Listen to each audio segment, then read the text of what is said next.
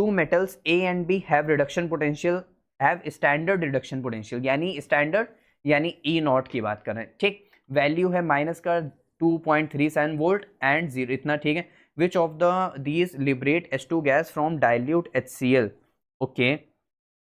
अच्छा, यहां से समझने की कोशिश करना, देखो जो हाइड्रोजन इलेक्ट्रोड पोटेंशियल होता है वो होता है हमारे पास 0.00 वोल्ट, ठीक।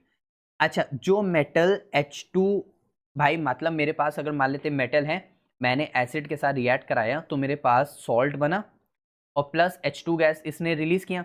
अब जो मेटल, ये इसका मतलब ये मोर रिएक्टिव है, ये क्या है, मोर रिएक्टिव। अगर ये चीज हमारे पास लेस रिएक्टिव होगा तो वो H को रिप्लेस करेगा नहीं, तो इसका मतलब H2 गैस रिलीज होगी ही नहीं।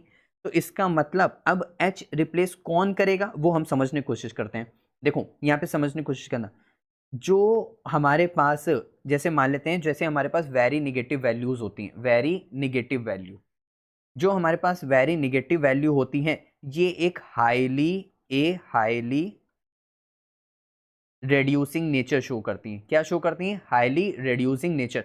तो हाईली रेड्यूसिंग नेचर यहाँ पे देख लो, ये H प्लस था, ये 0 हो गया, रेड्यूस हो गया कि नहीं, तो ये हाईली रेड्यूसिंग नेचर शो करती हैं, यानी दूसरे को रेड्यूस करेंगी।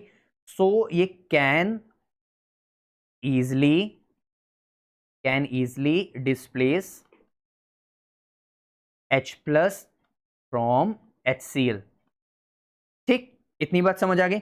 अब इसकी जो हाईली नेगेटिव वैल्यू हमारे पास कौन सी है, माइनस का 2.37, ठीक है। अब इसी की जगह हमारे पास पॉजिटिव वैल्यू होगी, कैसी, पॉजिटिव वैल्यू होगी। पॉजिटिव वैल्यू हमारे पास कौन सी, जैसे हमारे पास क्या दी हुई है, 0.80 वोल्ट प्लस का दिया हुआ है। अब ये पॉजिटिव है तो ये लेस रिएक्टिव होगा, ये कैसा होगा, लेस रिएक्टिव होगा, तो ये हाइड्रोजन को रिप्लेस नहीं करेगा, नहीं रिप्लेस करेगा तो नो H2 गैस फॉर्म होगी। इसलिए जो मेटल ए है, मेटल ए हमारे पास कौन सा है, मेटल ए हमारे पास ये रहा, तो ये हाइड्रोजन गैस को रिप्लेस करेगा और ये वाला हमारे पास हाइड्रोजन गैस को रिप्लेस नहीं करेगा।